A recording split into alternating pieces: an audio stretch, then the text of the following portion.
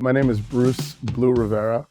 It's a funny hybrid mix. I am a Puerto Rican, but my father's family migrated from Hawaii to Puerto Rico. But growing up in the South Bronx, so I'm a New Yorican, I guess, on top of that.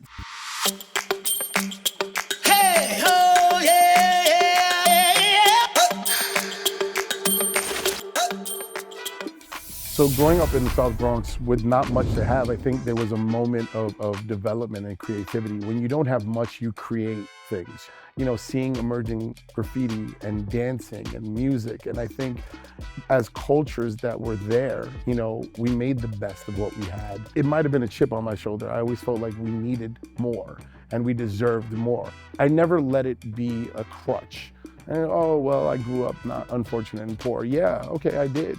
But you know what? It gave me aspirations to do better, and it gave me the will to say, hey, I don't want this for my family. I don't want this for my children, my legacy, but how can I change this for my community? Blue Entertainment started when I was very young. Like I was fresh out of the military, and I had a need. I was into promoting and promotions, and I kind of got into that. And I just kind of wanted to see more people like myself. I think when I was in it, it wasn't very diverse. There wasn't a lot of opportunity. And I felt I wanted to create a lane for people that looked like me. So that was kind of like the birth of that idea in throwing my own events and getting a little bit into production. And then I think Blue York City was kind of it when it came to fruition, and starting to work with larger production companies and partnerships and collaborations, television, radio, nationwide. That's when the real game began for me. I was a national brand ambassador for over 7 years for a large company, traveling to teach and to speak on my experiences, writing about the culture. You know, I got to travel internationally. The first time I went to China was because somebody wanted an article written by me and my voice. So there was value given to me. There was value given to my experience and my culture.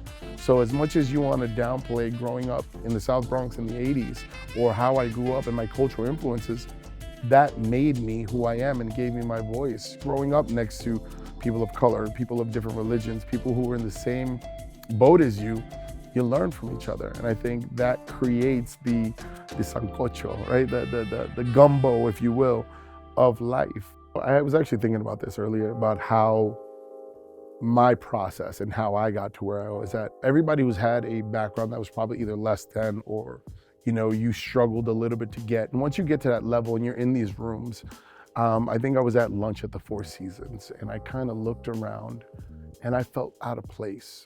And I felt, you know, this is not for me. And imposter syndrome is real.